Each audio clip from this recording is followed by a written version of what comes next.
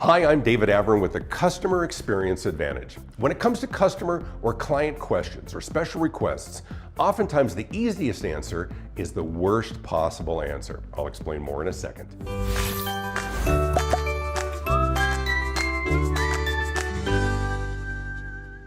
So how often do you say no to your customers? I'll bet it's more often than you think. Of course, it's not always the word no itself. Sometimes we say, sorry, our policy doesn't allow that. Or we don't offer next day delivery. Or we have nothing available till I think next month. Or sorry, no menu substitutions. Or excuse me, but you can't bring your drink in the store. Now you may not define that as a no, but that's what your customers are hearing. You are clearly there for the masses, and this customer's unique wants or needs aren't going to be accommodated. Worse yet, they won't even be considered.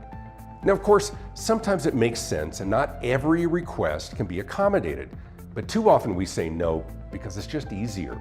We don't want to have to come up with training to accommodate 1,000 different scenarios. Honestly, the easiest thing to do is just quote our policy. This prevents our people from having to think because they might actually make a bad decision or a poor choice or have to get permission from a supervisor. The easiest answer is just quote our policies. Keep it predictable, keep it simple. But you're likely missing a huge opportunity. The reality is that most requests you'll get are pretty reasonable. If someone wants to substitute chicken for shrimp, do it. Just charge them a few extra bucks. What's the alternative? Not giving them what they want? And then they never come back? Or worse yet, they go online and they rant about you. If someone needs an order expedited, there's probably a way to make that happen. Sure, it might take some extra work and creativity, but that's what customers love and appreciate. They feel heard, they feel respected. They learn that they can count on you. And if you won't, surely there's a competitor who will. Now, the argument I hear most often is that, well, if we do it for them, we have to do it for everyone. Not true. Bogus argument. You only have to do it for the people who ask. If you can, if it makes sense. Most people will never ask for a special accommodation. Now, to be clear, you have every right to design your business the way you want and to say no whenever you want. Just know that you'll lose customers because of it. But when you take some time to examine why you say no and work to say yes more often, you will discover wonderful ways to thrill your clients and customers, engender loyalty, and create advocates for your brand. Here's why you do it. You say no because it's just easier than saying yes, if it's outside of your standard business model. We design our businesses to create predictability in scenarios, customer path, and ultimately in revenue, right?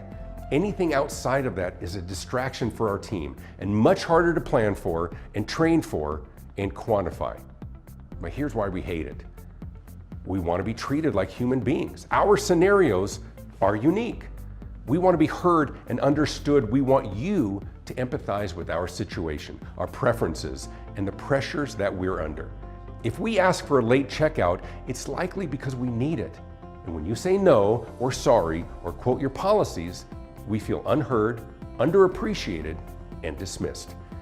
Here's a better approach. Where you can, replace your policies with guidelines.